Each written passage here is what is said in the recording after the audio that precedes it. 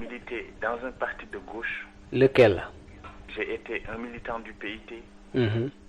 J'ai été chargé de la communication et des relations avec la presse dans le mouvement des élèves et étudiants du PIT.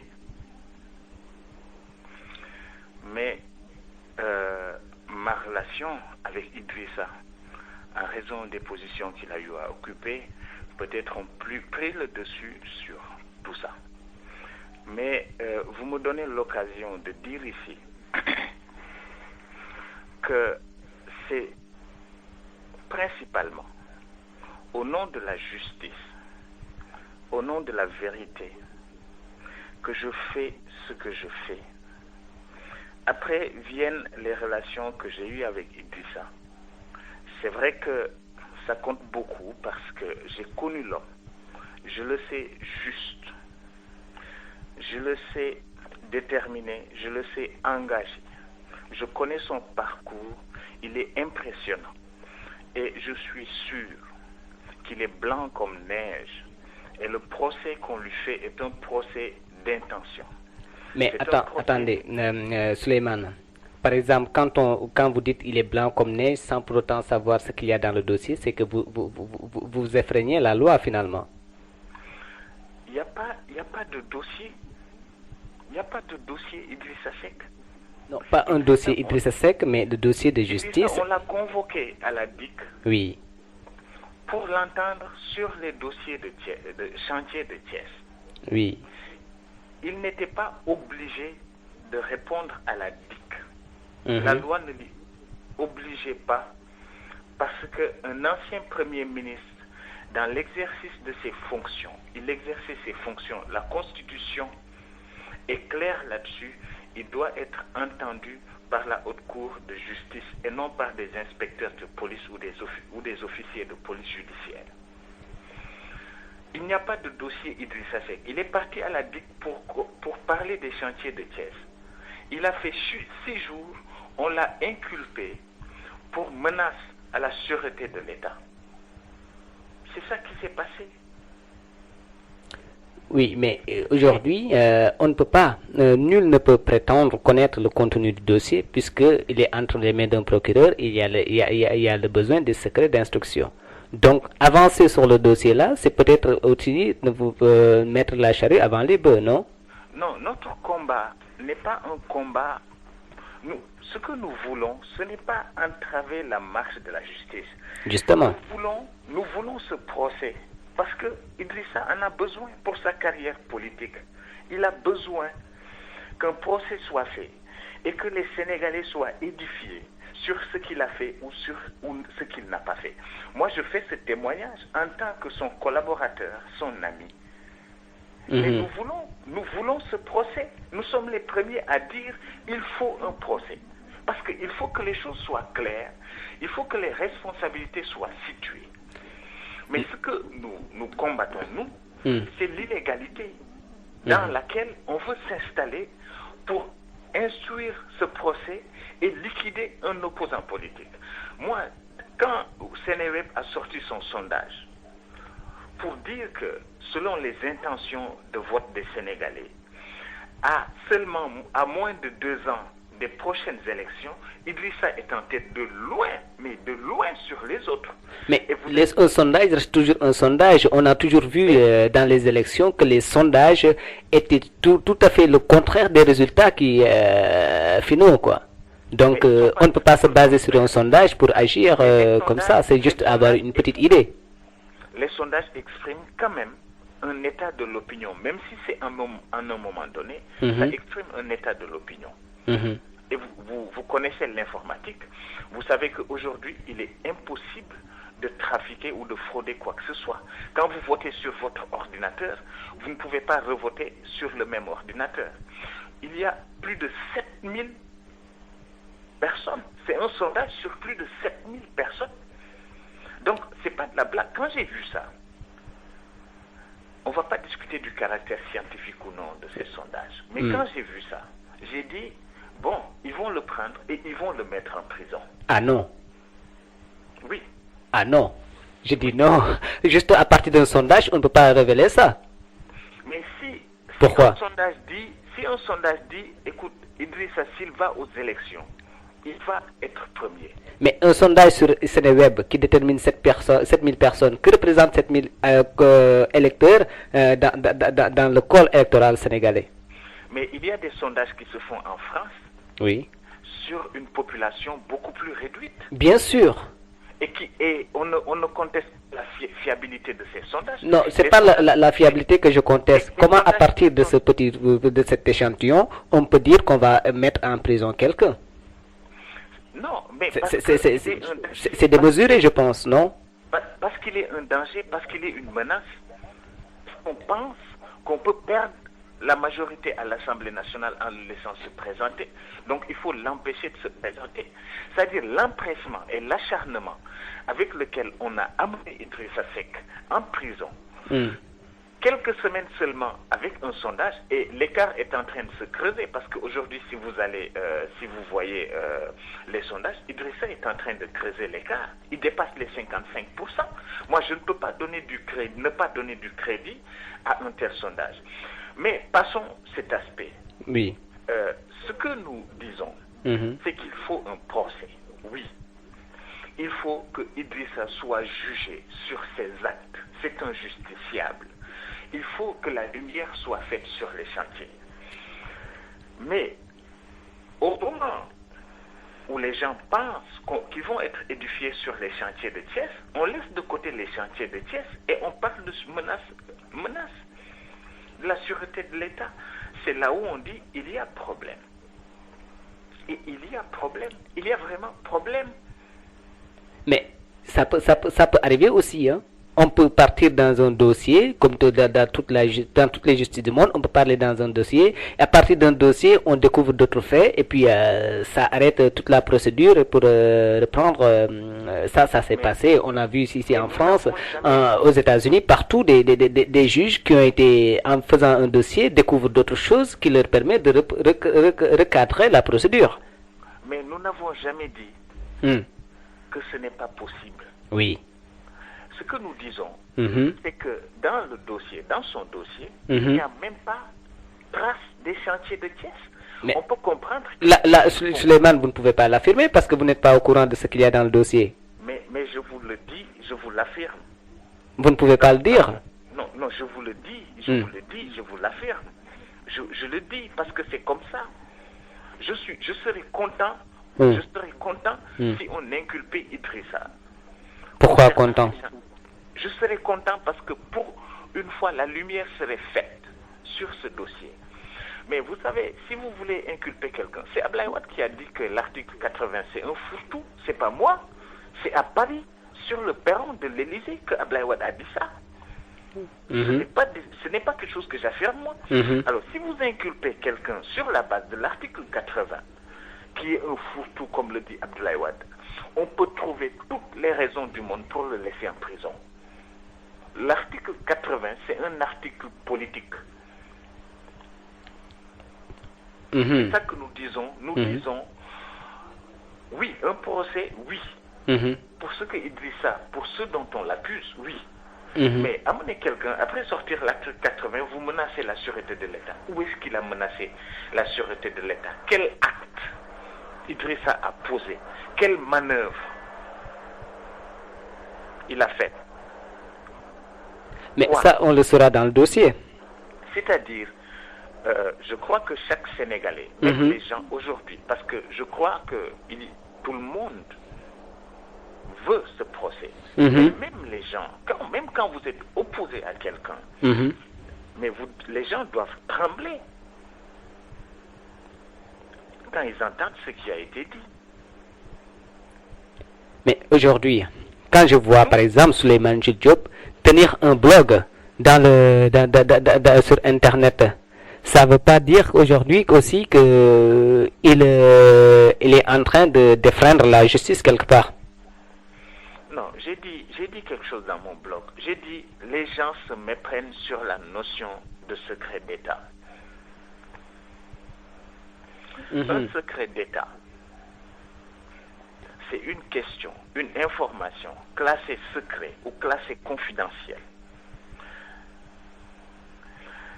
c'est un secret, c'est quelque chose, une information ou un renseignement qui concerne la marche de l'État, des institutions de l'État, et qui d'une manière ou d'une autre a été classé secret ou confidentiel, parce que sa divulgation peut menacer ou enfreindre ou entraver l'évolution ou la marche des institutions.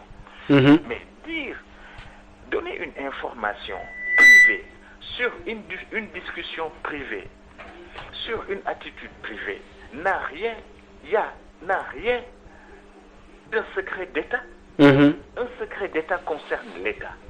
Ce que Idrissa a dit, ce que moi j'ai dit, ça concerne des individus. Il faut qu'on se comprenne là-dessus. C'est-à-dire, si Idrissa dit, dama taxaw ak Viviane ak Ablaye Wade wax lii, c'est pas un secret d'État.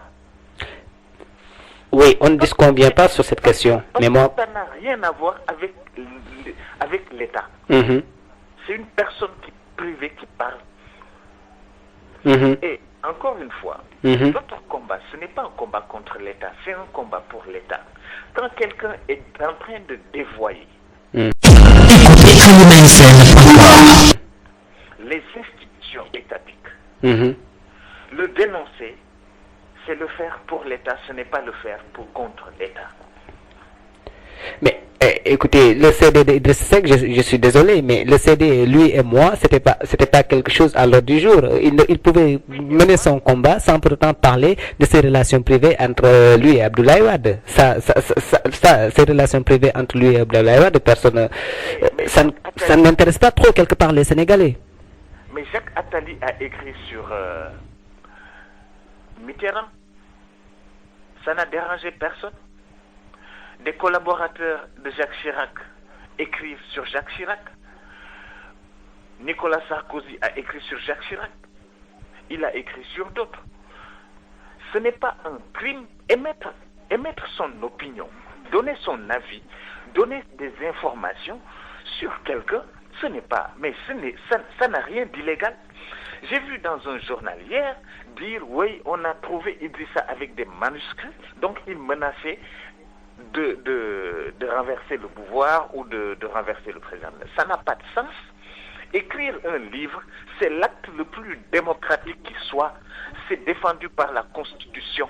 La Constitution donne à tous les citoyens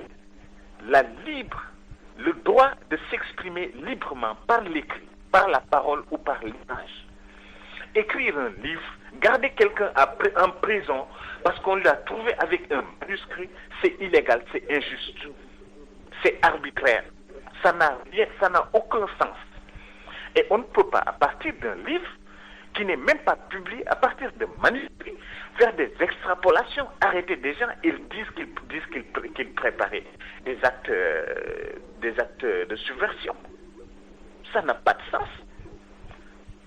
Dans quelle démocratie du monde, même chez Pol Pot, où vous avez entendu, on a arrêté quelqu'un parce qu'on l'a trouvé avec des manuscrits. Mais ça veut dire quoi ça?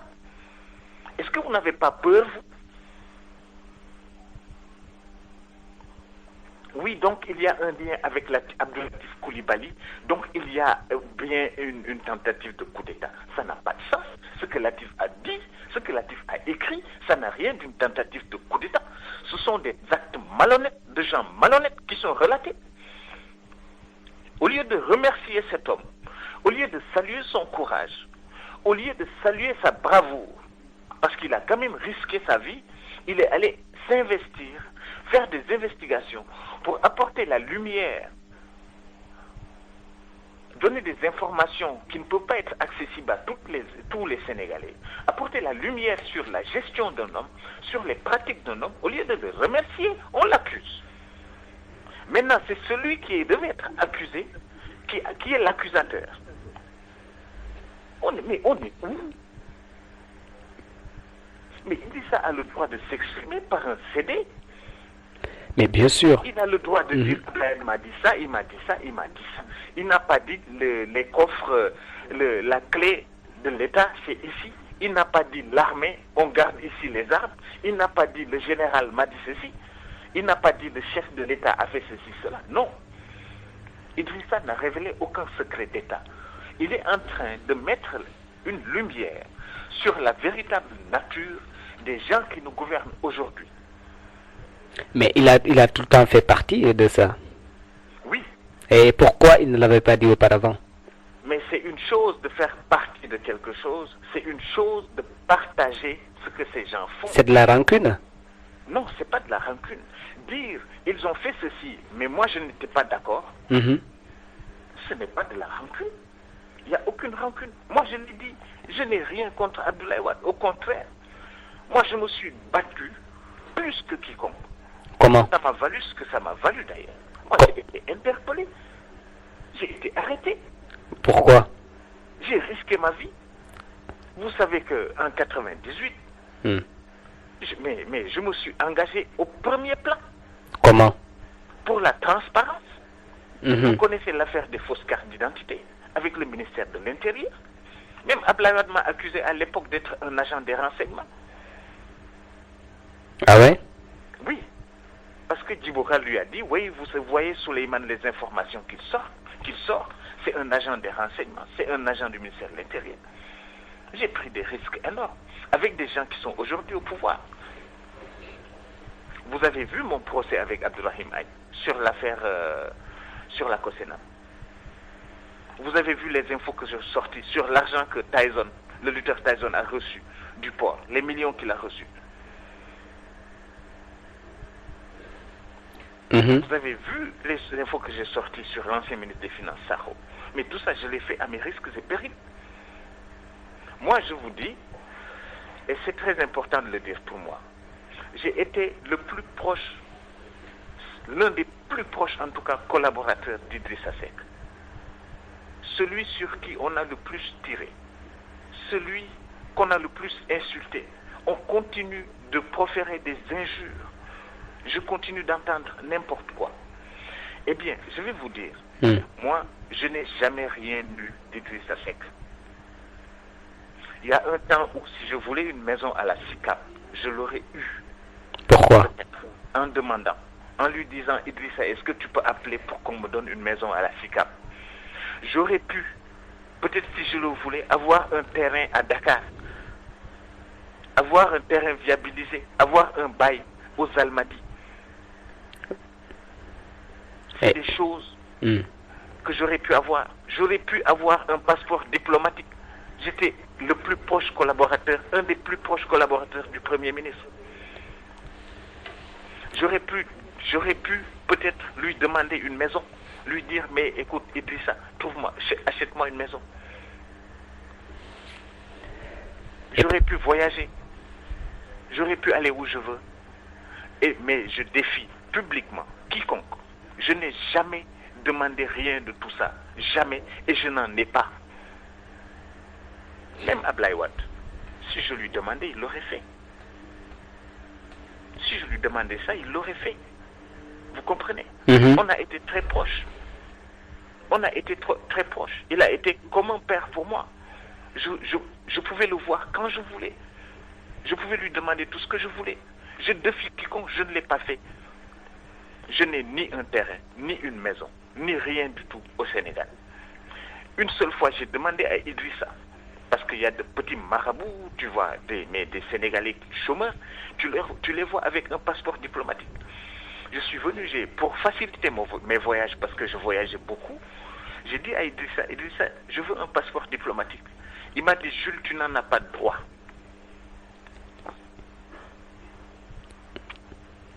Et alors? Alors, il m'a dit, Jules, tu n'en as pas de droit. Ça s'est arrêté là. Mais, vous comprenez? Quand j'entends les gens dire, oui, Jules, il défend Idrissa parce que ceci, parce que cela, ça m'étonne. Il y a des gens qui ont tout obtenu d'Idrissa. Tout. Ils doivent tout à Idrissa. Leur vie, leur carrière, tout. On ne les entend pas aujourd'hui. Qui entendez-vous? Moi, je suis très à l'aise parce qu'il y a beaucoup de gens. Il y a beaucoup de gens qui sont aujourd'hui au pouvoir. Je parle d'eux. Si avec eux, j'avais eu la moindre compromission, vous l'auriez su aujourd'hui. Je parle de Ousmane Ngom, je parle de Macky, je parle d'autres gens. Ils savent deux-là que je viens de nommer, je n'ai jamais reçu un seul franc. Une fois, je suis rentré dans le bureau d'Ousmane. Il était avocat. Il avait quitté Ablaye, il était avec le PS. Je lui ai fait une interview. On a discuté. On a fini. Je partais, il a sorti une enveloppe. Il m'a dit, je le prends ça. J'ai dit non. Il m'a dit, je te le donne en tant que frère. J'ai dit non. Il m'a dit, je t'offre ça. Ça ne se fait pas. Tu es un musulman, je suis un musulman. J'ai dit non, Ousmane. Je suis sorti, j'ai attendu mon taxi clando de l'autre côté de la rue. Il est passé avec sa voiture, il m'a vu. J'étais très fier. C'est pourquoi je suis très à l'aise. Macky est un grand frère. J'ai partagé le même lit avec son petit frère. Vous comprenez?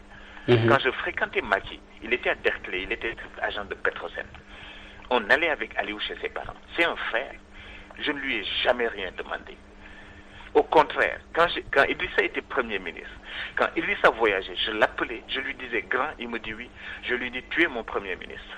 Idrissa n'est pas là, tu es mon Premier ministre. J'attends tes ordres, j'attends tes directives. Je ne lui ai jamais rien demandé.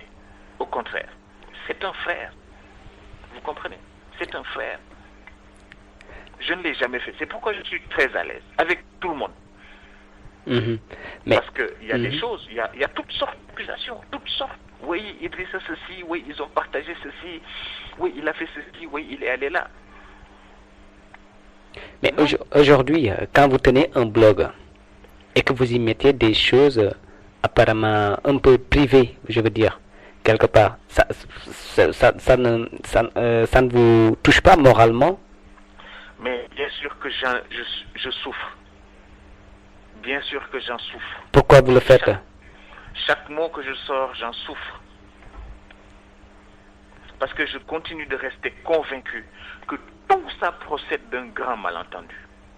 C'est-à-dire? C'est-à-dire que je crois qu'Abdoulaye Wade a peur d'Idrissa. J'en suis convaincu. Il a peur, il a peur d'Idrissa. Parce qu'on lui a fait peur. Parce qu'on l'a convaincu qu'il devait avoir peur d'Idrissa. Moi, je me suis battu pour l'alternance. Je me suis battu pour Abdoulaye Wade. J'ai quitté Walfadjri pour Abdoulaye Wade. Parce qu'à un moment donné, la ligne de Walfadjri, je ne la croyais pas conforme à mes convictions et à mes positions vis-à-vis d'Abdoulaye Wade. Ma carrière en a pâti. Moi, mais tout le monde me connaît. Moi, quand je faisais parler de moi, quand on parlait de moi, j'avais 25 ans à Walfadjri. J'étais très jeune. J'avais la vie devant moi, j'avais une carrière devant moi. C'est parce que j'ai cru en Abdoulaye Wade. Vous comprenez? Donc je suis le premier à souffrir aujourd'hui. Karim est un ami, les gens l'ont dit et c'est vrai. Mais je ne suis pas d'accord avec ce qu'ils font. J'ai dit au président, maître, si tu veux nommer Karim, nomme-le. C'est un Sénégalais. Il a le droit d'être nommé comme tout le monde. Je lui dis, mais il faut le nommer. Et à partir du moment où tu le nommes, il s'expose à la critique, il s'expose à la sanction. Voilà ce que j'ai dit au président. Je lui ai dit, et ce n'est pas dans nos coutumes, dans nos traditions, de voir le président et de voir son fils derrière. On n'est pas dans une monarchie. Les enfants d'Abdou Diouf, personne ne les connaissait. Habib Diouf traîne encore à Dakar, il va où il veut, personne ne le reconnaît. C'est ce que je lui ai dit. Mais aujourd'hui... Collaborateurs. Oui. Collaborateurs. Ces gens-là aujourd'hui qui vilipendent Idrissa Seck, qui sont à l'origine de ce problème. Parce que le président m'a dit quelque chose que j'ai retenu et ça m'a troublé. Il m'a dit, Yanoko Sank. Quand est-ce que vous l'a-t-il dit? Cette déclaration de politique générale Bangenko Sanké. Moi, je n'étais même pas à la déclaration de politique générale. J'étais à Djoranius à Paris, où je travaille. Idrissa a fait sa déclaration de politique générale. Il m'a dit Yanoko Sank. Donc Idrissa Sanko on a bonopi, déclaration de politique générale. Je vais dire quelque chose que je n'ai jamais dit. Et ça, c'est Pape Babacar Mbaye. Mouhiti Bamelam. Mangi Fito. C'est lui qui me l'a dit. Je ne l'oublierai jamais. On s'est vu à Paris. Abdoulaye Wade a tenu, durant ce voyage-là, à voyager avec Pape Babacar. Il m'a dit, Souleymane, je dis oui. Il m'a dit, bon, Idrissa a fait une excellente prestation à l'Assemblée nationale. Je dis, oui, tout le monde le pense. Il me dit, mais j'ai peur pour ses relations avec Abdoulaye Wade. Defena Djerna. Je lui dis, ah bon? Il me dit, oui. Il me dit la réponse qu'il a donnée sur les grands projets du chef de l'État. Je dis, oui. Il m'a dit, j'ai peur que ça mette fin à ses relations avec Abdoulaye Wade. C'est Papa Bakar Mbaye qui m'a dit ça à Paris. Oui, mais ça je veux dire, c'est une supposition. Peut-être qu'on peut dire le problème de dualité. On en a toujours évoqué depuis que Idrissa Seck est nommé Premier ministre. Mais depuis quand on a commencé à parler de dualité? Depuis qu'il est Premier ministre. Quand Idrissa a été nommé Premier ministre. Mais oui. Quand Idrissa était directeur de cabinet. Mais il était plus puissant que quand il était Premier ministre. Mais il n'était pas exposé. C'est ça la différence. Mais en s'exposant, il attire plus de monde. Mais c'est ça que j'allais dire, justement. Quand il était directeur de cabinet, il avait sous sa responsabilité les renseignements. Ou il repulse de toute façon, oui. Il avait sous sa responsabilité l'inspection générale d'État.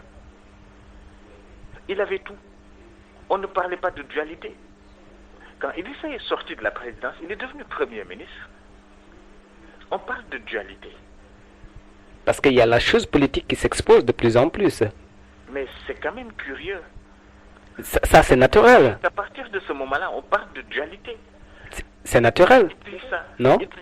Idrissa n'a jamais parlé de dualité. Écoute, les institutions, l'État, c'est quelque chose de transparent. Il y a des règles. Il y a des règles de fonctionnement qui sont claires. C'est le président de la République qui est élu. Vous savez, je vais vous révéler quelque chose. Il y a 3 personnes qui sont très opposées à Idrissa, qui sont dans le PDS. De grands responsables du PDS. Ils sont allés voir Abdoulaye Wade dès le lendemain de l'alternance. Ils lui ont dit, maître, il dit oui. Ils lui disent, Idrissa, mu ngi préparé pour jël pouvoir bi ci yow mu ngi changer PDS mu ngi changer responsable yi administration yi mu ngi ci teg ay nitam gouvernement bi léegi gis nga ministre yu bari ministre yi Thiès lañu te Idrissa moo leen xam te xamoo leen dafa bëgg a jël nguur gi ci yow. Excusez-moi de parler wolof. Mais c'est permis. C'est comme ça qu'ils l'ont dit. Idrissa est en train de préparer à prendre le pouvoir. Il est en train de mettre ses hommes à lui, à toutes les sphères, à toutes les positions du pouvoir. Abdoulaye leur a dit, il les a écoutés et il s'est vraiment fâché. Il leur a dit, yen da ngeen mo bëgg a yàpp.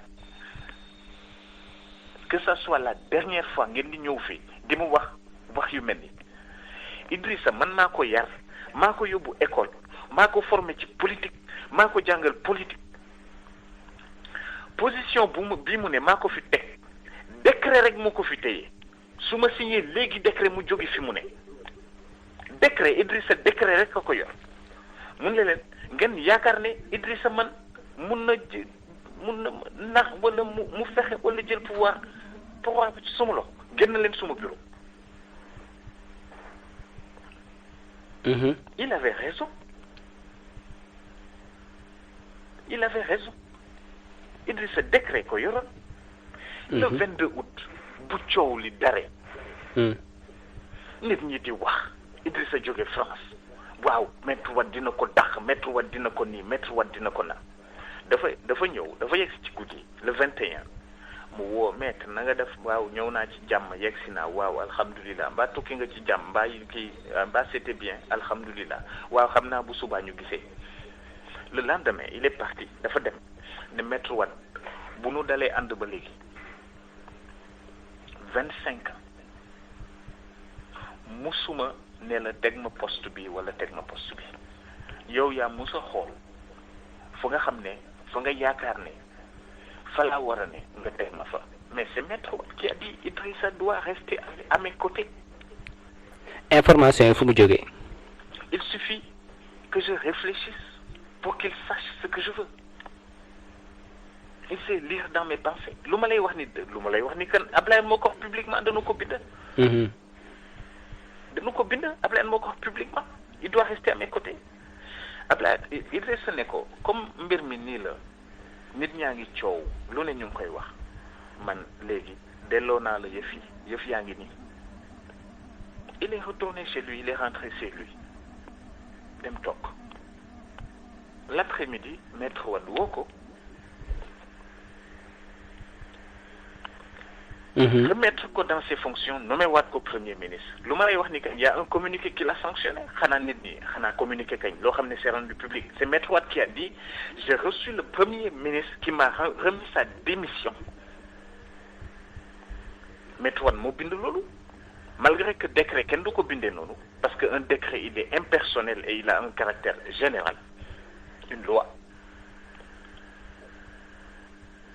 Maître Wade moo bind loolu kay je l'ai reçu il m'a remis sa démission je l'ai reconduit dans ses fonctions. Mais aujourd'hui si on parle de Idrissa c'est toujours ce qu'il dit man musuma demandé musuma laaj il a toujours dit Maître Wade, vous avez deux libertés.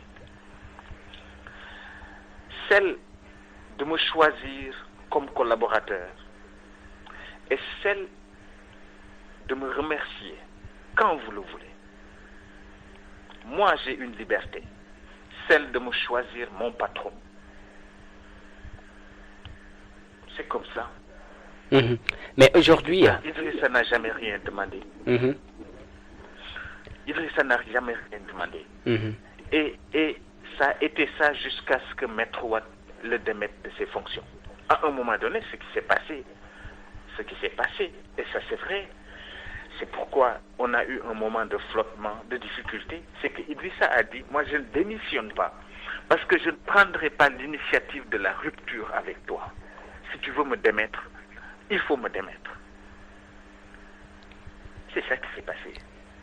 Et c'est ça que Maître Wade a fait le 21 avril 2004.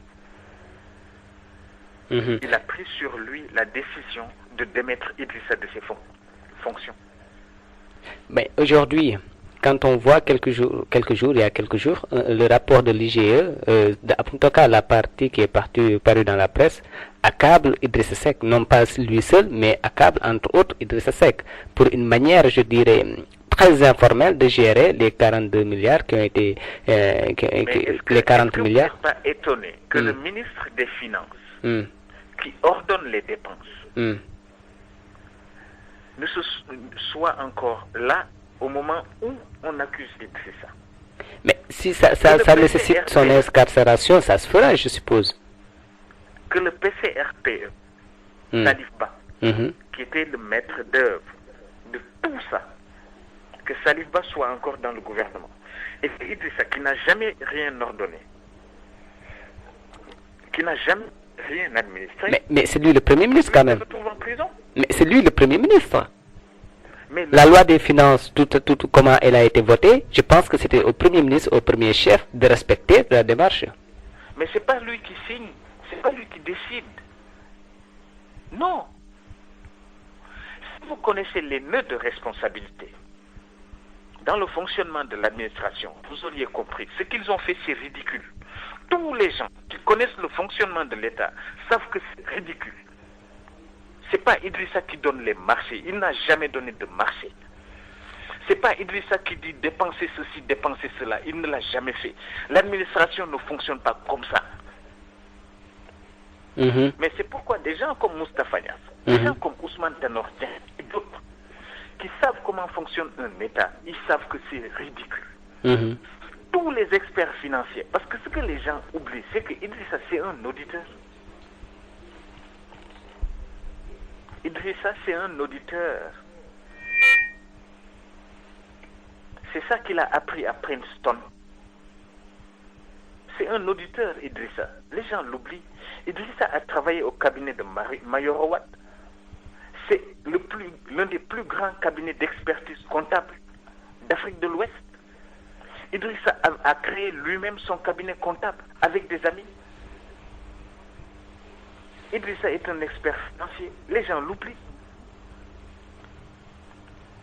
Mais on a donné un dossier à une dame, elle va se précipite sur des chantiers qui ne sont même pas achevés. Elle se précipite. Mais imaginez, entre le temps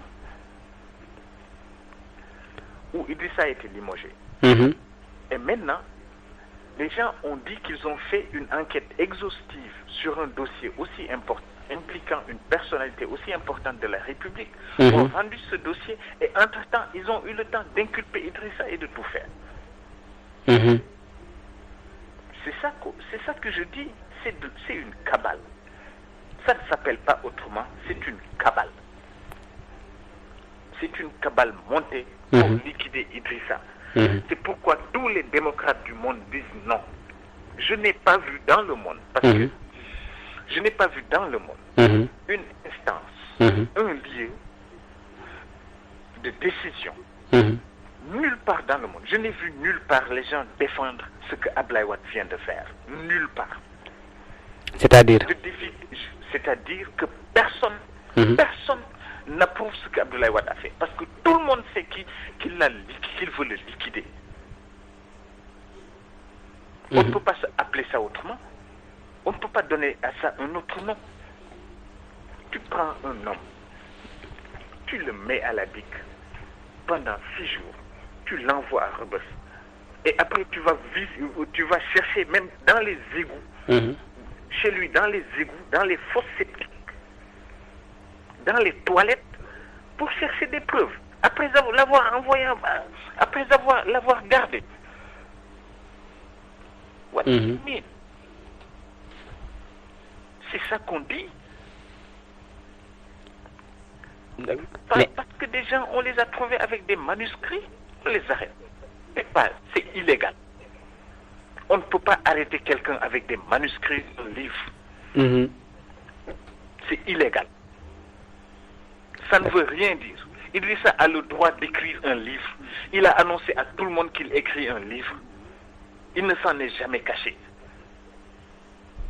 Si Abdoulaye Wade fait des actes tortueux qui ne sont pas justes, qui vont contre les intérêts du Sénégal, je suis content qu'Idrissa se lève et les dénonce, comme Latif les a dénoncés. Il n'y a rien d'illégal dans ça. Est-ce que c'est ça, faire c'est ça menacer la sûreté de l'État? À moins que Abdoulaye Wade considère que maintenant il est lui-même l'État. Idrissa a menacé Abdoulaye Wade peut-être, en disant certaines choses. Mais Abdoulaye Wade n'est pas l'État. Nañu dimbali. Mais l'État, c'est une entité abstraite, avec une population, avec une unité géographique, avec une communauté juridique, des gens régis par la même loi, par les mêmes règles de fonctionnement. Et parce que les lois, elles sont générales, elles sont impersonnelles. C'est ça la double université de la loi. C'est ça qui fait que tout le monde est égal devant la loi. Oui. Les hommes sont tous égaux devant la loi. Ouais, mais aujourd'hui... C'est ça que je dis, c'est ça qui est injuste. Ça s'est jamais vu, même sous Pol Pot, même sous Marcos, ça ne s'est pas vu. Ce qu'Abdoulaye est en train de faire. Oui. Ça ne s'est pas vu, c'est pas juste, c'est illégal. C'est ça que nous disons, mais nous ne disons pas autre chose. Mais est-ce que ça vaut la peine? Vous pouvez parler de la gestion, d'une certaine gestion de l'État, tout ça, mais est-ce que ça vaut la peine d'entrer dans la vie privée des gens? Mais wax ma fan la duggee ci vie privée nit. Quand on parle de Karim Wade, de tout ça là, de ses relations avec son père. Personne publique. Karim, on lui a confié des dizaines de milliards des Sénégalais pour qu'il les gère. Karim est conseiller financier de son père. C'est un personnage public. On a le droit de le critiquer. On a le droit de le sanctionner. Il gère l'argent des Sénégalais. Pourquoi je ne parle pas de lui? C'est pas sa vie privée. Waxuma waxi jabaram, waxuma waxi doomam, waxuma nu muy tëddee. Et moom wax ci loolu. Man lu ne ñu ngi ma koy yàq. ci ay journaux yoo xam ne ñëpp xam nañ ne Karim moo leen yore. Ak les fonds secrets de la présidence moom la leen di financer. Ñu ngi may saaga lu ne ñu ngi ma koy yàq. Di inventer lu ne di ko teg sama der. Mais aujourd'hui, quel rapport vous entretenez Avec oui, Karim et toute la famille du président. dama ne Ablaye Wade je n'ai rien contre lui. Au contraire. C'est parce que je l'aime que je fais ce que je fais. J'ai dit quelque chose dans mon blog. J'ai dit il faut sauver Abdoulaye Wade contre Abdoulaye Wade. Sauver Wade contre Wade. Mais s'il changeait, les gens changeraient. Mais tu ne peux pas jàpp Abdourahim Agne et puis ne ko ràpp ci kaso bi ñuy wax nga téye keneen ne ko ràpp ci kaso bi parce que dañu wax parce que dañu ne ni ngay doxale du noonu parce que dañu ne Sénégalais yi doivent résister ndax ni ngay doxale du noonu mais Ablaye Wade bind na fi man maa ko bind ndax am na jamono yu nga xam ne mu ne France du tëdd te woowu ma man maa ko bind ci Walfadjri dafa wax ne su Ablaye Wade sàccee élection yi moom dina oo une partie de l'armée parce que une partie de l'armée est avec lui Ablaye Wade da ko wax. C'est-à-dire j'ai pas compris. dafa ne il peut trouver des Ablaye Wade moo ma wax lu man ci këram ma bind ko il a dit il peut trouver des armes parce que la résistance à l'oppression est un droit universel imprescriptible Ablaye Wade moo wax loolu. C'était avant l'alternance. waaw. mu wax la loolu. mais loolu que ñëpp ko dégg. oo ko wax. mu ko ne dinaa mën naa wuti ay gànnaay ndax j'ai une partie de l'armée avec moi mais loolu kan moo ko wax. mais nit ñi wax lu gën a ndaw. Abdourahim Agne, les Sénégalais, ils ont le droit de faire comme en Ukraine. Lu xew Ukraine, démocratie là. La manifester, s'exprimer, ça fait partie des droits de l'individu, de l'homme. Le droit à la résistance, c'est un droit universel. Yaa ngi dégg? Oui.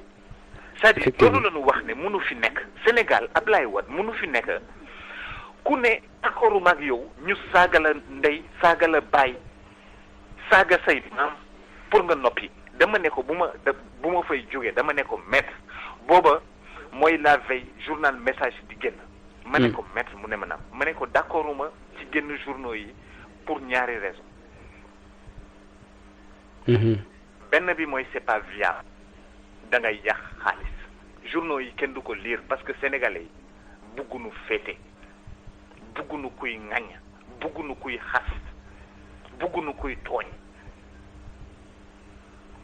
ma ne ko ñaar bi mooy yaa ngi commencé loo xam ni fa la presse ivoirienne commencé yaa ngi ivoiriser la presse sénégalaise boo ko defee Côte d'Ivoire lii moo fa xewoon il y a 10 ans ay journaux yoo xam ne ay nit a leen commandité di leen financé ñuy génn en couleur di am ay site internet di saaga nit ñi te kenn du leen jënd di saaga di xaste créer des problèmes ethniques des problèmes entre partis politiques di accuser ay nit ci dara di saaga ay nit ci dara diw sa baay amul dara diw sa jëkkëru yaay saret lay dawal Cees sa jëkkër yaay nii sa jëkkër yaay nii sa baay nii sa baay juru la sa baay nii sa baay naa nii la Côte d'Ivoire commencé moo tax ma ni Ablaye Wade nag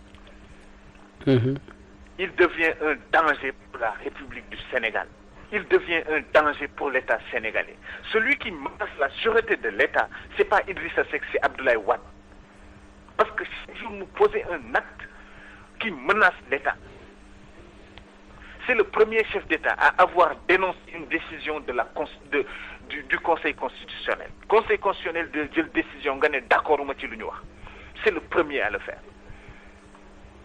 sous Abdoulaye Wade la ñu gis le clergé l'église catholique ay responsable prononcé wu ñu génne ay menaces de mort contre eux sous Abdoulaye Wade la ñu gisee ñu commencé menacer ay leaders politiques de mort Abdoulaye Wade kenn mësu ko menacé de mort nanu waxante dëgg su Abdoulaye Wade la ñu gis ku jóg wax contre ko le lendemain ñu bind la ci journaux yi saaga la ba nga tooy xepp fu nu ko teg mais loolu mooy menace sûreté de l'État si Abdoulaye Wade la ñu gis ñu jël leader politique di ko jéem a rey publiquement au Sénégal muy Talla Sylla le 5 octobre 2003 ci Ablaye Wade la ñu ko gisee te dossier bi demul fenn kenn waxatu ci Abdoulaye Wade la ñu gisee ñu nga xam ay nit ñu nga xam ne ñëpp d'accord na ne dañu rey cour d'assises statué ne ñii ñoom ñoo rey xamuñu ku commandité xamuñu ku digle waaye ñii ñoom dañu rey ils vont aller en prison pendant 20 ans Abdoulaye Wade jël pouvoir ñu commencé takk jabar commencé am ay doom waxuñu ñu génn prison waxuñu mu amnistier leen waxuñu mu gracier leen waxuñu ñu ne déet waaw mu jël xaalis jox leen pour nous créer ay projet mais Idrissa Seck était là aussi mais wax dëgg yàlla mais ku déggul loolu gisoo loolu mënoo gis lenn waaw. mais Idrissa Seck était là aussi quand tout ça s'est passé donc. mais am na fu ñu ko teg. un décret dama ne un décret président de la République il engage sa signature. mais bien sûr Idrissa jëlul décision bi Idrissa nekkul assemblée pour ne député yu voté leen lii bu leen voté lii la loi Ezzan bu muy am Idrissa nekku fa bu nu leen di amnistier Idrissa nekku fa man bu nuy jël décision boobu di libérer ay nit yu nga xam ne dañu rey man dama ne sax mais ñii même bu fekkonte ne defuñu dara mais le fait que ñu tuumaal Ablaye Wade ba Ablaye Wade dem kaso dërëm yàqu ci ma ne le fait que ñu tuumaal ko rek mooy ne duñu nit ñu baax lu tax Abdoulaye Wade di libérer ay nit ñu nga xam ne duñu ko tuumaal moom laax ma ne lii dafa doy waar. dafa doy waar te nit ñooñu ma lay wax ñu ngi Sénégal ba tey jii ma lay wax ku wax ñu menacé la ne la dañu lay rey am na yu nga xam ne ñemew ma ko wax ci rajo yi parce que dafa garaaw mais loolu nag du dénoncer état du menacer sécurité état ñooñu kañ ñooy menacer sécurité état waxuñ ci ñooñu lijjantiwuñu seen biir ñu jël nit ku nga xam ni wax dëgg yàlla son seul tort mooy dafa wax ni man ambition dama bëgg a nekk président Idrissa politique la choisir muy métier mënul def leneen à part li nga xam ne moom la mun muy métier te mu liggéey ci 87 mu wax ne dinaa wuti ñaar pour mën a am indépendance pour que ëllëg bu Maître Wade lu mu def ma wax ko li ci sama xalaat mu d'accord ci am mu bañ ci d'accord te su ma dépense du ci dindeeku mu ne damay wuti xam-xam benn ñaar damay wuti alal ndax mooy ñaar yu nga xam ni boo ko amee di nga am liberté intellectuelle di nga am indépendance de pensée. mais aujourd'hui musuma jëndal kër musuma may kër su ma baat ci kaw. Aujourd'hui maa ngi risqué suma vie. Comment? mais parce que xam nga bu baax yow yaa ma gën a xam ñi ma amal affaire yaa ma leen gën a xam. lu tax nga ni maa leen gën a xam. te ñoom xam nañu ne xam naa lu bari yaa ma leen gën a xam. ah lu tax nga wax loolu. waaw. mais loolu seetuma ko parce que li may def nii man lan laa ci gagné. lan laa ci am. dama ne Idrissa mayuma kër mayuma oto mayuma dara mayuma terrain mayuma dara am na ñu nga xam ne Idrissa lu nu am rek ils le doivent à Idrissa kenn déggu leen mais c'est parce que je suis convaincu que nit kooku nit ku baax la waaw suñu ko xamaloon lu bon xamal ko mooy yàlla xamal ko sàngara xamal ko jigéen wala xamal ko leneen kon wax nañu ko bu yàgg bu yàgg kon dégg nga ko ndax lu nu ko mën a waxal nañ ko géwél la lii la waaw xanaa boo nekkee géwél juddoom baaxul juddu waa loolu mooy lan xanaa nekkunu ci démocratie mais saaga Idrissa saagaale géwél yépp Idrissa waaw Thiès la juddoo yaayam amul woon papaam amul woon mais dañu diñ éduqué ko ci l'islam éduqué ko ci alxuraan éduqué ko ba pare ne ko jàngal ndax li ngay doon ëllëg yaa koy def sa bopp yaa koy may sa bopp ñun ñoo la jur lenn lu nu mun dundal la jàppale la am na yoo xam ne sax du ma ci dugg. mais comment ça fait-il aujourd'hui Jules. am na yoo xam ne sax dugg déglu ma. dinaa ñëw ci li nga ma bëgg a laaj. oui. bu muy jóge Sénégal di dem France 25 000 francs la am ci poosam. bu mu jógee France ñëw muy étudiant di góorgóorlu di jaay di ut ay machine à café bu jóge France indi jaay di bandi am tuuti xaalis après bourse ñëw mu dem Princeton jàngi mu dellu si mais am xoolal dafa am yoo xam ne sax jarul ma ci dugg Ablaye Wade moo ne Idrissa c'est le principal contributeur du PDS à part man bu muy wax loolu sax du woon à part man Idrissa c'était le principal contributeur parce que am na yoo xam ne du ma ci dugg. oui mais aujourd'hui mais am na lu nga xam ne procès bu nga xam ne su amoon diggante premier tour ak deuxième tour kon point kenn waxtu ko waaw ñoom xam na lu may wax yaa ngi dégg. Idrissa dafa créer cabinet daal di def ni ñëpp dem lebi xaalis banque créer cabinet di liggéey ak des projets d'investissement ak des états dans toute la sous-région mook ay xaritam ñetti xaritam foofu la Idrissa commencé am xaalis di investir nag di jënd ay action ndax loolu mooy liggéeyam loolu la jàng di liggéey di jënd ay action di wut ay action fii di dem fii di investir fii. mais këram bi ne point E bu mu koy am booba alternance amagul.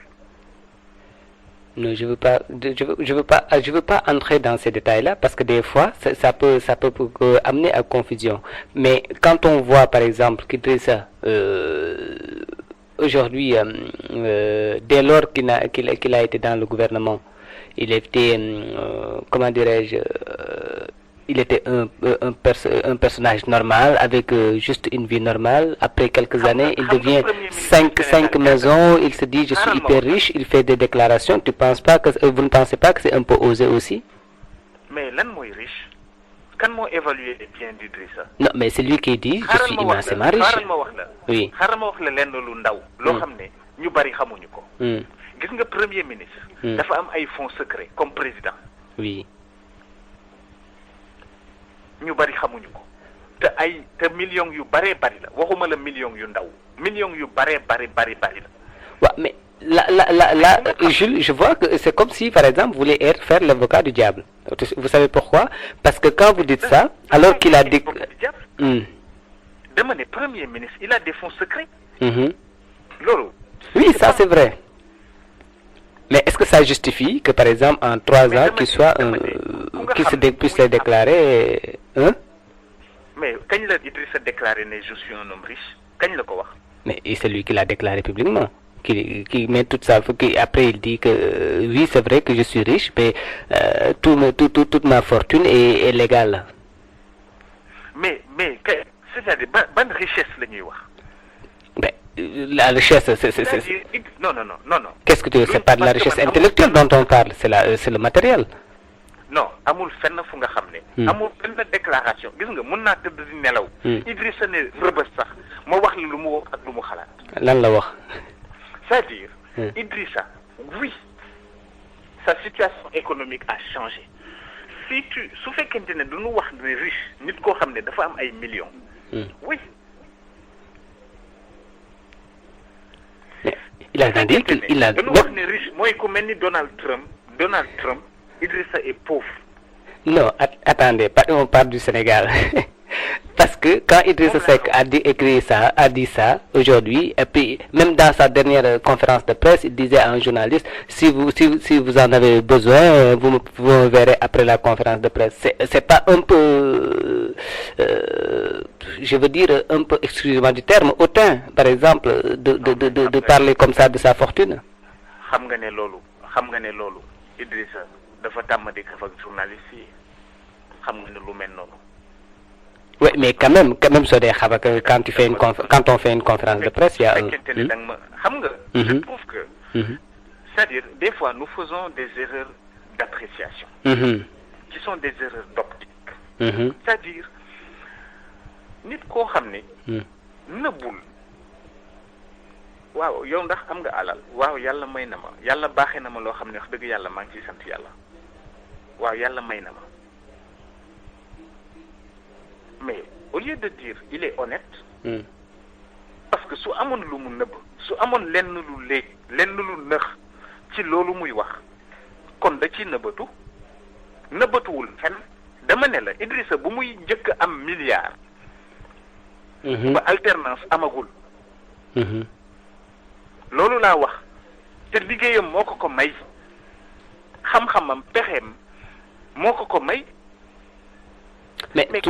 mais ça on ne peut pas le on ne peut pas le vérifier de toute façon bi muy am milliard ab alternance weetagul wax dëgg yàlla man de da ngeen ma woon ne ma nanu waxtaan nga wax nu li nga xalaat ak li nga xam ak tuuti ci li nga xam parce que lu ma xam bari na te du ma ko wax ci laa lay tontu loolu laa man loolu rek laa manuma leneen bu fekkente ni da nga ma wax de toutes les façons li ngay wax on ne peut pas le prouver mais Ablaye lu muy wax on peut le prouver non les milliards d'Idrissa Seck avant l'alternance je veux dire on a bien vu dafa am yoo xam ni sax Idrissa la concerné man concerné wu ma exactement parce que man Idrissa musuma dugg ci compte ne ma sama milliard a ngi nii yaa ngi dégg oui c'est la vie d'Idrissa bu fekkente ni dafa am ñu mu déranger Idrissa liggéey man dama def ne mu mel ni Idrissa exemple la war a doon pour Sénégalais te loolu la Idrissa wax Idrissa sa démarche c'est une démarche pédagogique dafa ne Souleymane man bu fekkente ne man nga xam ne dama jóge ci ay parents famille bu pauvre mënoon naa yem CM2 mënoon naa yem 6e mënoon naa yem 5e mu ne waaye ma góorgóorlu ba dem France jàngi institut des études politiques de Paris mu ne ma dellu si ma dem Princeton ay nit dimbali ma may ma bourse ma dem jàngi école bu mag université bu mag a mag ci Amérique nga xam ne njiitu réew États-Unis yu bari foofu la ñu génnee Condoleezza Rice mi foofu la génnee ay nit a ko dimbali ay américains ñoo ko jàppale yor ko taxawu ko mu ne ma Souleymane man lu ma xalaat mooy Sénégalais bu dégg suma histoire gis fu ma jaar bépp Sénégalais nga jóge ci kaw ga amuloo dara nga am war ngaa gëm ne war nga cee mën a génn boo góorgóorloo mais y a qu'au Sénégal qu'on blâme les gens parce qu'ils sont riches mais être riche c'est pas une honte du tout au contraire démarche Idrissa exemple la war a doon pour ñëpp parce que su amoon lenn lu nga xam ne dafa lunku mbala dafa dëng ci ni nga xam ne mooy cheminement fu mu jaar kon ñu wax ko lenn la ñu tudd muy chantier de Thiès dama ne loolu ko leeral ba mu leer nañ parce que Idrissa dafa soxla mbir mi leer nañ mu set moo tax dama wax ne lenn rek la bëgg un procès équitable loolu rek la Idrissa di laaj procès bu nga xam ne c'est équitable ñu may ko may ay avocat may yoon nga xam ne àndut ak kenn yoon ñëpp la fi nekkal ñu may ko mu leer waaye bu fekkente ne dossier président moo taxaw publiquement mu ne jël naa yooyu dossier bi jox naa ko justice président de la République bu defee loolu il viole un principe fondamental c'est l'indépendance du pouvoir judiciaire. Ah oui? Oui, c'est une ingérence du pouvoir exécutif sur le pouvoir judiciaire. Vous croyez? loolu la ñu wax ne bu ko waxee rek am na pété waaw bu ko waxee rek am na fu mu féete ba léegi sax mu féete ndax moom leer na bu yàgg waaw mais nag nga bàyyi justice mu daw doxal yoonam parce que lu mu def léegi dafay gêner procureur de la République dafay gêner juge d'instruction bi nga xam ne moom moo ko war a entendre dafay gêner juge yu nga xam ne ëllëg ñoom ñoo koy juger mbala député yu nga xam ne ëllëg ñoom ñoo ko war a juger ci haute cour de justice bis bu ne nga génne kàddu ne léegi déclassifier nga dossier bu nga xam ne une seule fois pour la première fois dans l'histoire du Sénégal mais jugé nañu façon nit bu ne ay bandi ñu sàcc ñu lu ne mais lu ne jugé nañ ko ci Sénégal c'est la première fois ñu jël rapport inspection générale d'État teg ko ne ku mu neex na nga xool c'est la première fois de l'histoire mais ku def lu mel noonu nag ñu ne ah yow am nga li ngay wut wax dëgg yàlla loolu ku ko déggul mënoo dégg dara. Mais aujourd'hui, Souleymane am na. loolu la ñu wax. loolu la ñu wax moo dul yoon moo taxawul fenn. Mais vu les rapports que vous avez eus avec Idrissa Seck, pourquoi vous vous êtes éloigné de lui? Je me suis Idrissa, c'est-à-dire il faut que les choses soient claires. Idrissa a quitté début mai. Le lendemain ou le surlendemain, je l'ai suivi en France. Moi, quand je suis parti en France, j'étais parti pour 1 mois parce qu'on m'a dit isole-toi, éloigne-toi. Pourquoi? Parce que je n'étais pas en sécurité. Ah ouais? Oui. Quand je partais en France, la veille de c'est-à-dire, j'ai décidé de partir en un jour parce que des amis qui sont au pouvoir m'ont dit il faut quitter. Déglu bu baax lu ma neex. Il faut partir. Si tu vas à l'aéroport, si on prend ton passeport, sors, génnal nga daw jëlal taxi jéemal a daw Gambie nga génn dëkk bi. Ah bon? Oui. Mais man géré wu ma xaalis, géré wu ma pouvoir, jëluma décision, defuma dara. Parce que ñoom Pape Samba Mboup daf ma menacé ci kanami Ablaye Wade ne mul it. Menacé comment? xam nga ma yàgg nañu ci daje chez Ancu xam nga ma damay nettat dama lay def lu xam nga ma du génn ci presse bi nii am na yoo xam ne mënuma ko wax ci bureau Ablaye toog mu naan ma dañuy daje chez Ancu xam nga chez Ancu. Waaw. Bon, cette femme honorable là je regrette sax du xam nga chez Ancu. waaw foofu lay wax. xam naa ko. Clando la. yaa ngi dégg. Enfin, c'est-à-dire j'ai même pas le droit di wax yu mel noonu. yaa ngi dégg. ma génn dem bu ma demee man maa ngi France léegi situation bi di compliqué ndax bu ma nekkee France am na déclaration bu nga xam ne président wax na ko ne ñu nga xam ne ñu ngi ŋàññi Sénégal à l'étranger bu ñu ñëwee daf leen di yóbbu Rebeuss directement Abdoulaye Wade ko wax Kaolack. loolu la modifier constitution bi pour que bu ñu ñëwee mu yóbbu leen Rebeuss boobu mag Idrissa ñu ne France Abdoulaye Wade di ma accusé ne ma man may dajeeg ay leaders politiques français di leen wax ci situation Sénégal c'est vrai dem naa dajeeg Talla ndax Talla dafa feebaroon dem nekk France convalescence ma dem seeti ko mu am loo xam ne xamal naa ko ci dossier am ci affaire tentative d'assassinat. Comme lan. Enfin bés bu jotee dinañ ko wax mais am na lu nga xam ne wax naa ko Talla yaa ngi dégg. bu loolu amee ma dégg loolu président def wax loolu. c'est plein ci activité yu ma doon am France ma daal di woo Cheikh Yérim Seck ne ma damay dem Sénégal. ma ne ko Cheikh Yérim mu ne ma naam ma ne ko am na ku nga xam ne suma xarit bi Mahmoudou mu yor suma caabi appartement dafa am yu nga xam ne ndax lépp lu nga xam ne dama ko def rek dama amoon un journal saa yi bu guddee bala may tëdd damay bind lu ma def yëpp ma ne Cheikh Yérim dinaa woo tey Mahmoudou mu dem suma appartement jël document yooyu nga xam ne dafa am solo booy ñëpp si mu jox la ko nga indil ma ko dama ko wax Yérim ci suba ma woo Mamadou vers midi. Mamadou dem 8 heures sama appartement ci guddi fekku fa dara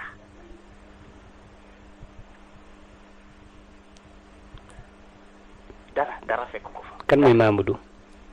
Mamadou Wane.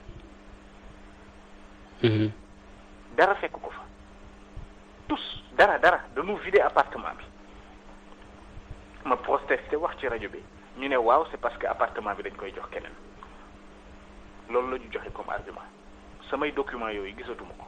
ñoom ñoo vider kii bi appartement bi. mais la présidence moo ma joxoon logement. la présidence moo ko def vider appartement bi après ils ont mis des affaires ci benn carton signé loo Mamadou ay kayit jox ko ne lii mooy ay bagages am mais am na kayit yu nga xam ne xaw ma fu mu ne des rapports confidentiels des rapports secrets yoo xam ne saa yu ma ko defee damay def copie ma daal di denc samay document classé ko ba noppi chaque ngoon saa yu ma ñëwee ba la may tëdd damay bind lépp parce que loolu maa ngi ko jàngee ci Jacques Attali bu mu nekkee conseiller François Mitterrand. waaw yaa ngi dégg. bu loolu amee. c'est ça am na gannaaw wax dëgg yàlla am na ñu bari ay sénégalais yu bari yoo xam ne mun nañ ko jàppale mun nañ ko soutenir am na un parti am na ñu ko dimbali waaye man amuma ko moom mën naa ñibbi Sénégal. mais man mënuma ko parce que du ma dem nag parce que gis nga man sunu ma jàppoon tey ëllëg sa ñëpp fàtte ma waaw parce que aw ma parti politique du ma def politique aw ma gannaaw aw ma ko ma jàppale.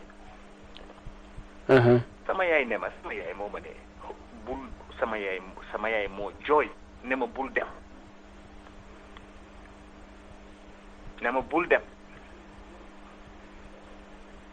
boo fa demee dinañ la tëj boo fa demee dinañ la poson nga de sama yaay. mais lépp laa bàyyi Sénégal quelques yére laa jël dem ak moom lépp sama lépp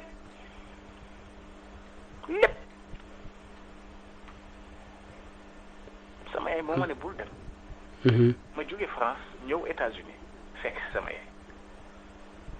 d'accord. yaa ngi dégg.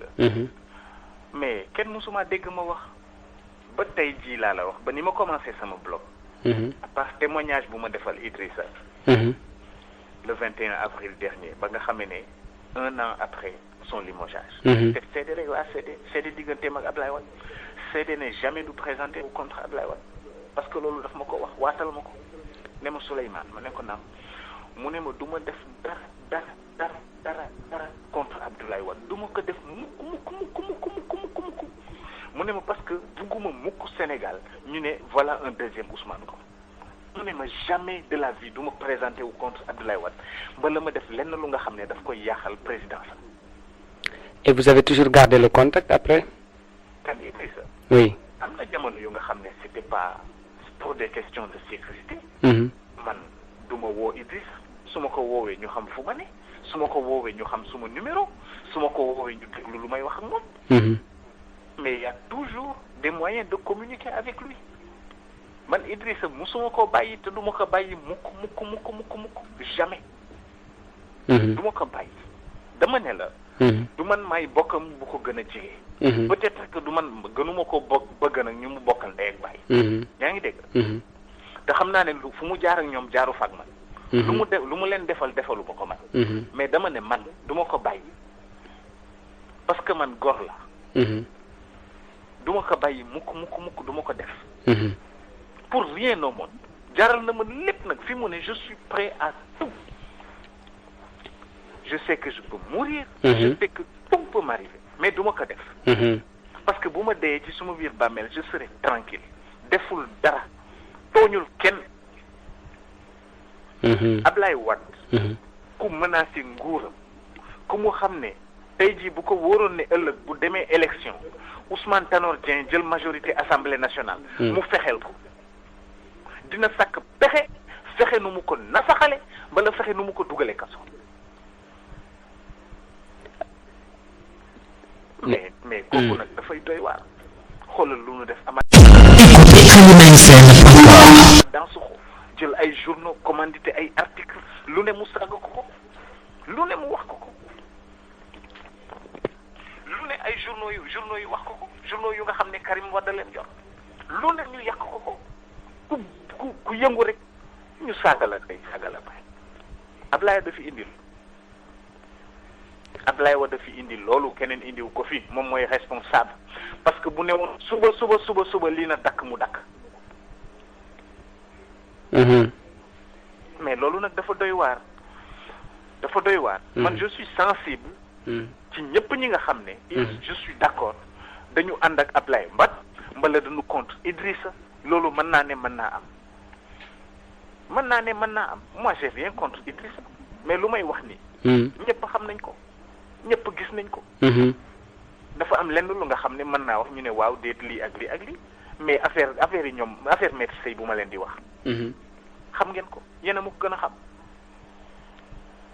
xam naa ci lu nga xam ni bés ma ko waxee dëkk bi tas du ma ko wax lu mel nan te tant que maa ngi koy mën kenn du ma dégg ma attaqué Idrissa ma attaqué Ablaye Wade mbala ma attaqué doomam mbala ma attaqué jabootam ci seen vie privée tant que obligé wu ñu ma ci nag tant que obligé wu ma ñu ma ci laa wax parce que nit la rek man nit la te am na foo xam ne bu ma fa yeggee question d'honneur question de dignité lay doon tant que poussé wu ñu ma ci du ma ko def am na yoo xam ne kenn du ma ci dégg mais nag am na yu nga xam ne il faut que sénégalais yi xam ko parce que jël Idrissa wax dëgg yàlla ak Idrissa Seck mi ma xam jël ko yóbbu ko Rebeuss accusé ko ne dafay coup d'état accusé ko ne dafa sàcc xaalis ci ay chantier Thiès dëkk bu mu dëkk doon fa maire buggu ëllëg nit ñi fàttaliku ko ne Idrissa moo fi defoon lii nga foog ne Idrissa nga xam ne il a des ambitions présidentielles dina def lenn lu nga xam ne ëllëg mën nañ koo teg ci daram ne lii moo ko def Idrissa Seck moom laa ne c'est pas juste man loolu moo ma métti te du ma nelaw mënumaa nelaw mënumaa lekk ndax loolu parce que c'est la plus grande injustice bu ma mës a gis ba ma juddoo ba léegi c'est la plus grande injustice bu ma mën a dégg parce que yenn yi teg ko ci derin nit rey ko sax moo ko gën waaw mais léegi lu tax bind nañu livre ci man wax nañu lii ci man léegi dinaa ko tuumaal taqal ko yàq deram bunnu xataal ko rusloo ko humilier ko teg ko gàcce gu mag ba ñëpp gis ko ba du jara ci dara nga di ci dem rek ngay dóor mu ne waaw man duma xeex dóor mu ne waaw man duma xeex dóor mu ne waaw man duma xeex ak yow dóor mu ne man duma bëreeg yow ngay song rek dóor man duma bëreeg moom sama papa la duma ko tooñ sama papa la duma def lii sama papa la kenn duma dégg ci li ngay dóor rek muy dem nga dem ba doyul nag ne léegi lot naa kii moom léegi mënatuma ci moom dara ndax gis naa ne daal kenn mënul ci moom dara nga jël ko ne ko ratt ci kaso. waaw mais le fait ci yi ngay par exemple tout ce que vous dites là par exemple par rapport ak maître Sey des choses comme ça pourquoi nga toog ba léegi par exemple door koy xalaata wax. mais man bu ma nekkee ci état. oui. ma am ay responsabilités yu nga xam ni daf ma jox obligation de réserve kenn mësuma dégg ma wax en tant que conseiller technique parce que dama nekkoon fonctionnaire de l'État te dama am obligation yu nga xam ni tax na ba mënumaa wax du ma wax et puis du suma devoir ma wax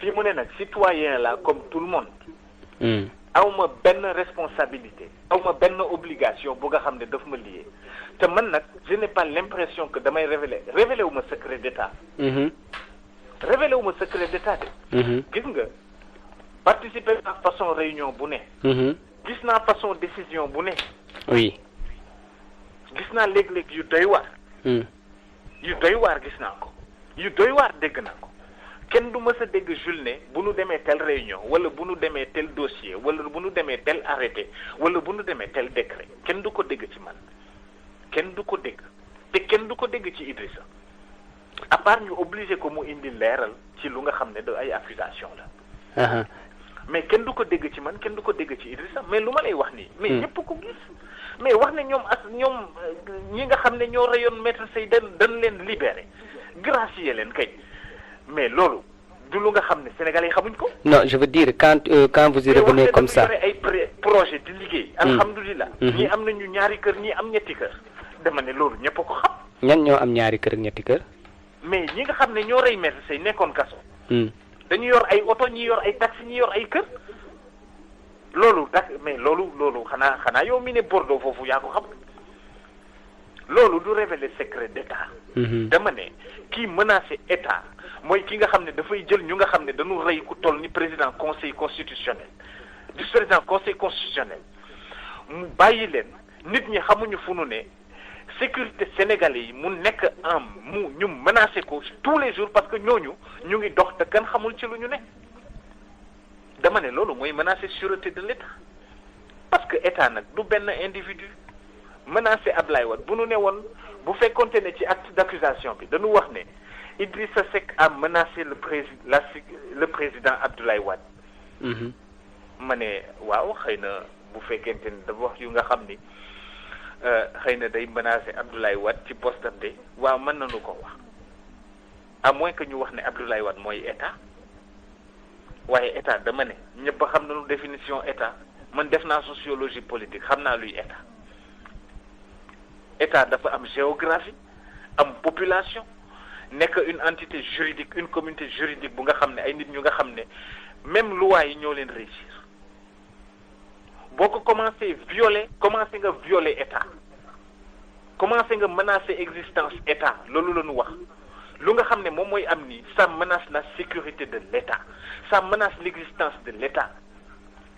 bu teyee nga ne waaw pël yi dañ leen beral loxo bu subaa nga ne joolaa yi nii braquer religion yi contre religion yi braquer confréries yi contre les confréries loolu moom mooy menacer état état ñëpp la état du benn nit état c'est une entité abstraite du benn nit dama ni na seet Ablaye bu xelam dellu see xayrun bu xelam dellu si wut nag dina xam ne dëkk bi donnu ko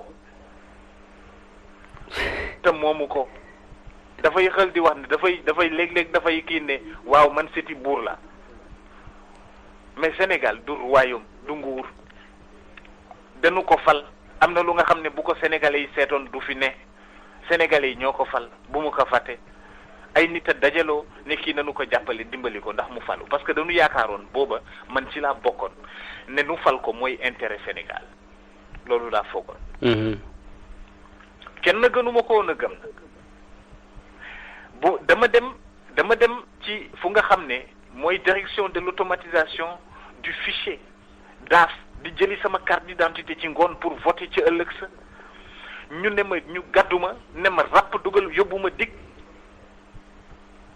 Pourquoi?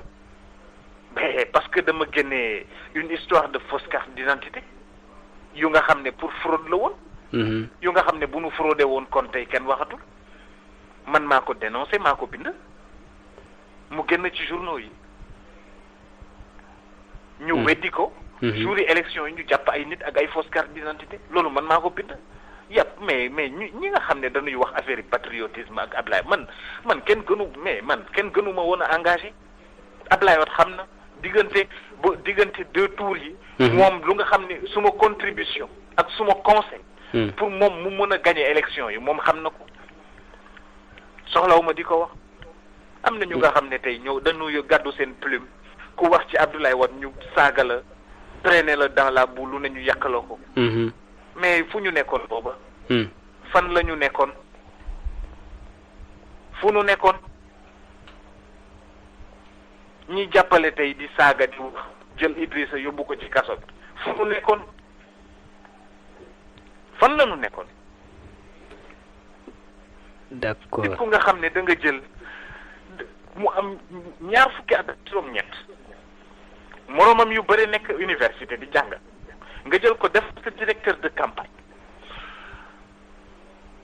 ñëpp di wax affaire am un jeune sénégalais nga ne j'ai la fierté de vous présenter un sénégalais brillant il s'appelle Idrissa Seck c'est lui qui va être mon directeur de campagne étudiants yi kontaan jeunes yi kontaan ndax confiance bi nga def mu jàppale la nga def campagne bu mag a mag ñëpp ne yaa gagné élection yi mais PS daf ko sàcc ndax 88 observateurs yu bëri dañu wax ne moo gagné élection yi.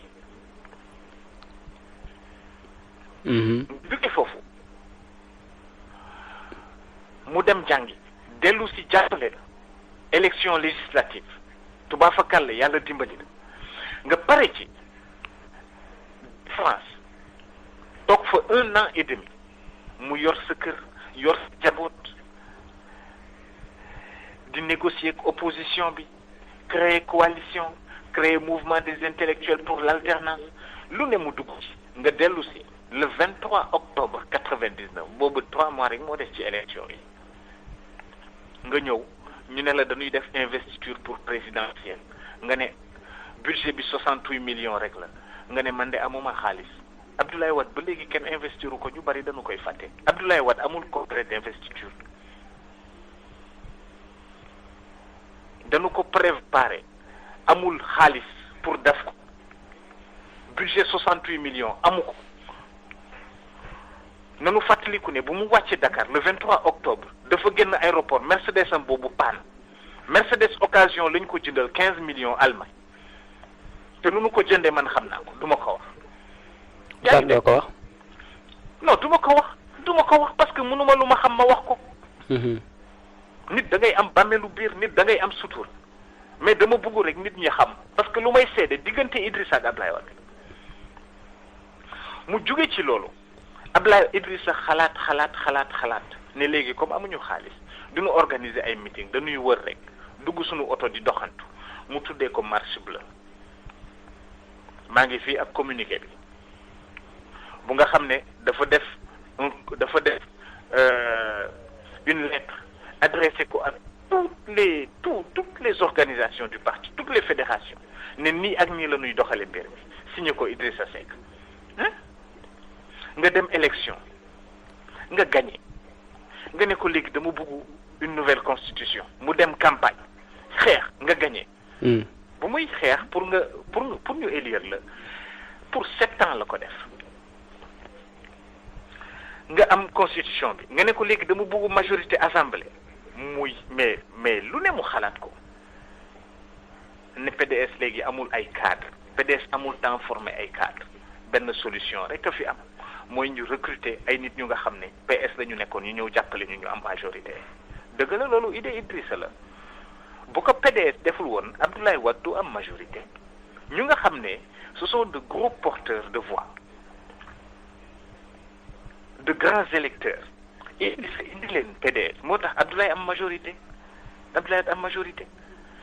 mu jox la majorité mais moo tax bu nu kiiwee mu nekk foofu di wax ay Idrissa nii ak na ma ne ko maître mu ne ma ne ko gis nga kii waaw ma ne ko sénégalais yi du nu nangu mukk ak fi nga jaar ak moom bi mu amee 17 ans ba léegi mu ngi ak yow lu nga bëgg mu defal la ko foo joxoñ mu jaar fa nga bëgg majorité mu jox la ko boo nekkee président tey gannaaw yàlla contribué na ci lu bare bari ma ne ko sénégalais yi mënuñoo nangu ne 2 ans après mënuñoo nangu nga génn wax ne dafa bëgg a yor sa place barke rasulullah billahi y a 1 an et demi laa ko wax boobu kenn waxagul waxi coup d'état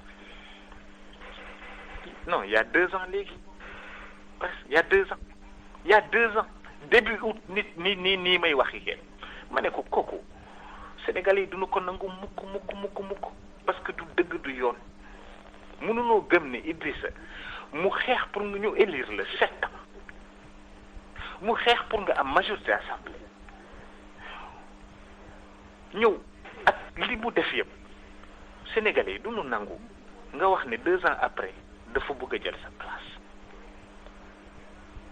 loolu Sénégalais yi duñu ko nangu parce que Sénégalais yi ils aiment la justice bëgguñu kuy tooñ te Ablaye Wade mu ngi tooñ jabootam mu ngi tooñ ñi nga xam ne démb ñëpp mais lu nu def ci dëkk bi ku ne xam na ko ñëpp ñi nga xam ne ils étaient liés d'une manière directe ou indirecte à l'affaire Maître Sèye ndax affaire Maître Sèye dinaa ko fàttali lenn bu muy am fekku fi Idrissa nekku fi kon kenn mënu ko ci dama ne ñooñu ñëpp nga jël leen ñu wër la léegi ñii nga def leen ay PDG ñii nga def leen ay ministre léegi nag nga jël ku nga xam ne moom moo xeex ba nga tollul fi nga toll nga jël ko dugal ko ci kaso bi dama ne sénégalais yi duñu ko nangu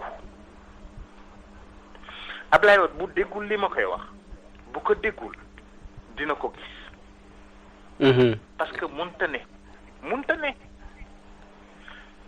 mais foog nga ne ak lu xew Sénégal yëpp defuñu tujuñu kenn waxuñu kenn dara defuñu kenn dara ak PS lu nu ko doon décrier yëpp gestion PS gestion gabegique gestion nii gestion naa ak lu nu wax yëpp ak fu mu ne kenn nekkul ci kaso bi kenn ci ñoom Idrissa moo ne ci kaso bi Idrissa la ñu accusé mais loolu doy na waar Mayacine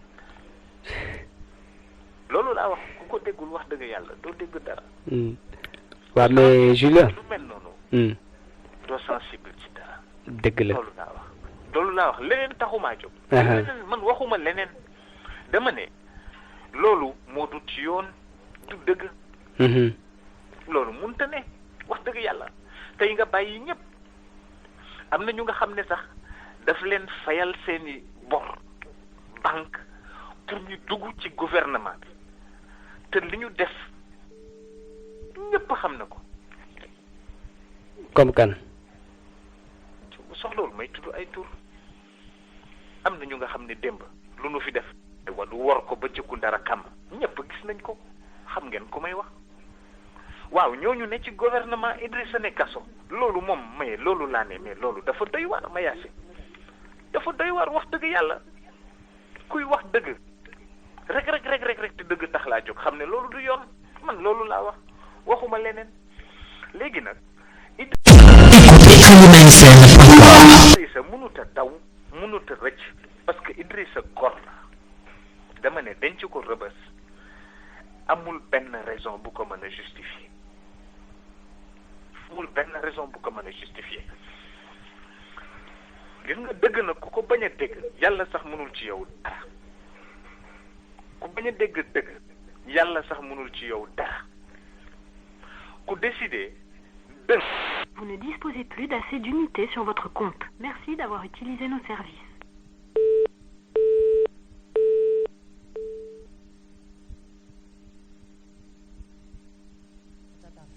Voilà, c'était Souleymane Jules Diop que nous essayerons, la liaison a été interrompue, je ne sais pas pourquoi. Nous essayerons tout à l'heure de continuer le débat sur d'autres formes. Et puis, tout en vous disant que aujourd'hui l'émission continuera jusqu'à 19h. Ça se passe comme ça sur la zone de Radio Takussan Radio Jolof.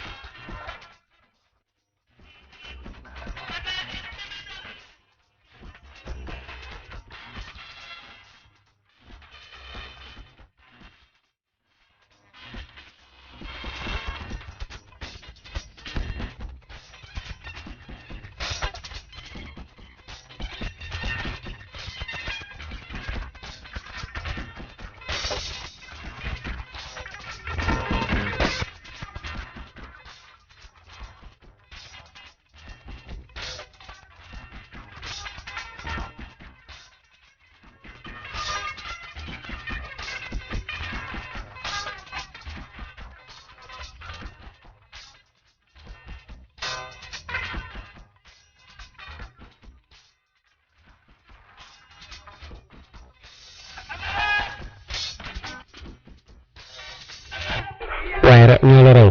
mais ziar nañu la. waaye yow yal na yàlla nangu ziar. gaa yi nee nañu di mayaa di def neex na. déet waay. ma ne leen ci la dëkk ndax moo ma jàngal. waxoo fi dara. rek ma dugg gaa yi naan di jëbaru li ngay def neex na ma ne leen ne yéen koy dégg mayaa. déet waay. ah ndax ma di jë mayaa li ngay def daal dafa tàtt neex. jërëjëf. kontaan nañ ci yow. maa leen gën a bëgg. waaye sant bu wér fii noonu naka rajo. waaye ça va ñu ngi sant. sant auditeurs yi di gërëm auditeurs yi. waaw yal na leen yàlla fay. waaw mais di lay wax ni maanaam toujours à la pointe de l'information. maanaam gars yi daal ku ko waxul ak ku ko wax ku ne. wax ni mbir mi tar na. mbir mi de plus en plus dur. ay jot nañu déglu Jules Diop. waaw. di wax auditeurs yi rek ñu xam ñu ñuy jégal xam ni maanaam technologie moo demee noonu. waaw. mbir mi jot naa dagg. waaw gis nga loolu.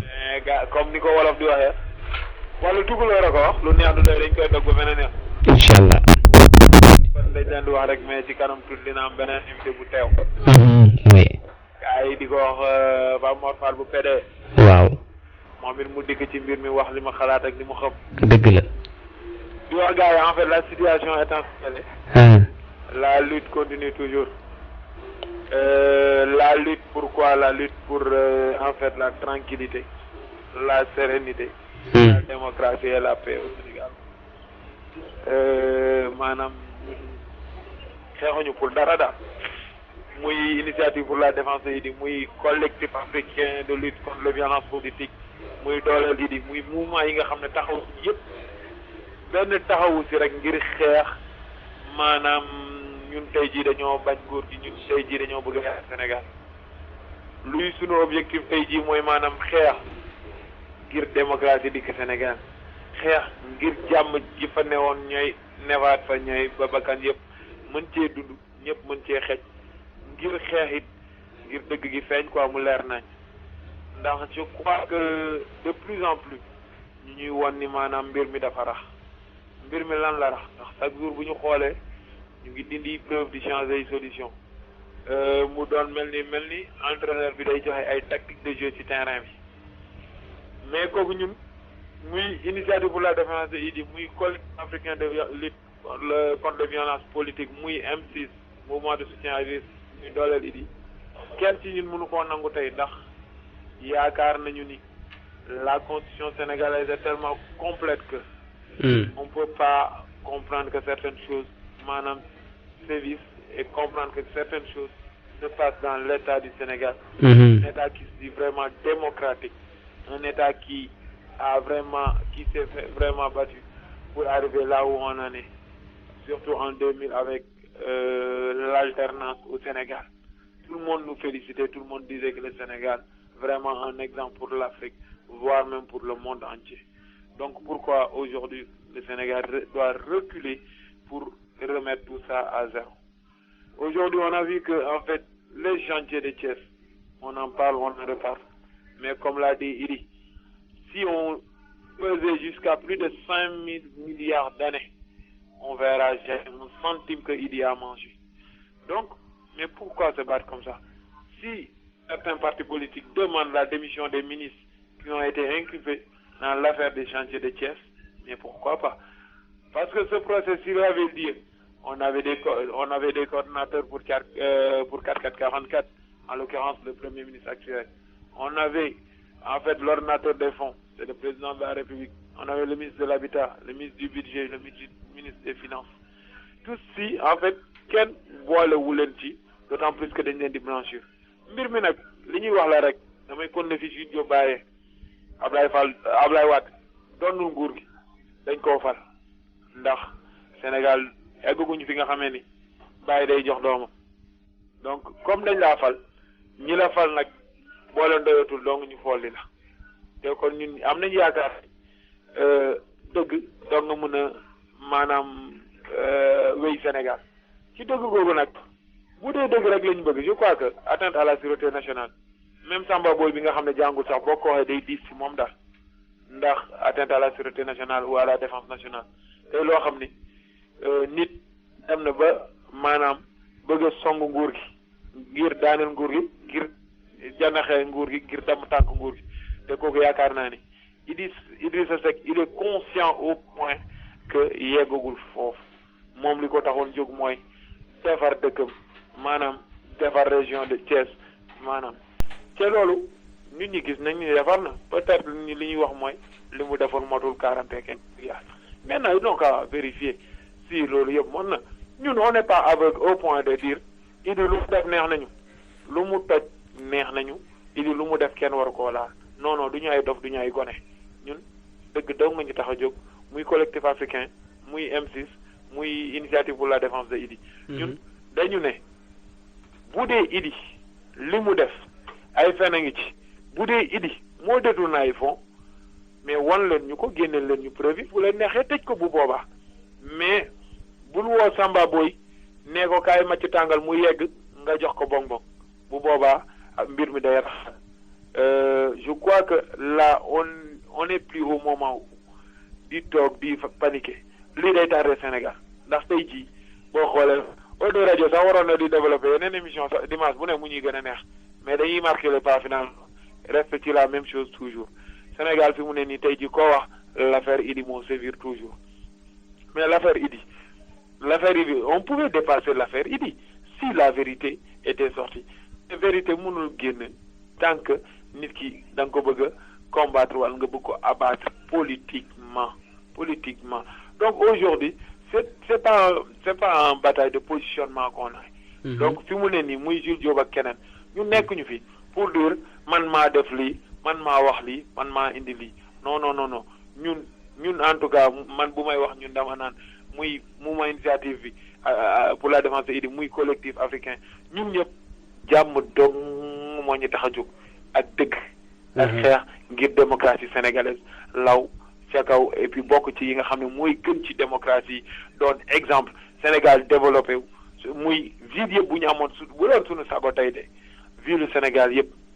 ba Kébémer ñëpp mel ni maanaam Thiès ni mu mel tey quoi yanj na jekk na te développement ca lay dooree donc nañu jéem a apaisantir nañu jéem a dalal xel yi jéem a bàyyi xiiroo be ŋaayoo bi xam ne jàmm ci la lépp xej di wax képp jullit bi nga xam ne yaa ngi fii ci diaspora bi wala nga nekk Sénégal saa yoo jullee rek na nga xalaat ni sa ñaan ju njëkk na doon ñaanal jàmm sax Sénégal ndax jàmm ci la lépp xej te maanaam ñun de Idy sedd na suñu xol te li ñu naan sedd xol day naab ñaan quoi ñun li ñuy ñaan mooy que yàlla na jàmm ji nga xam ne mu ngi woon Sénégal démb ak barki démb dikkaat ba nga xam ne nañu fàtte li yëpp mës naa am ñu am njiit mu nga xam ne ñun ñëpp danañ topp ci gannaawam di ko jàppale muy ñu nekk tugal muy ñu nekk United States ñooñu ñëpp jàpp ci ginnaaw njiit mi ngi jàppale ko ngir defar réew mi bi nga xamee ne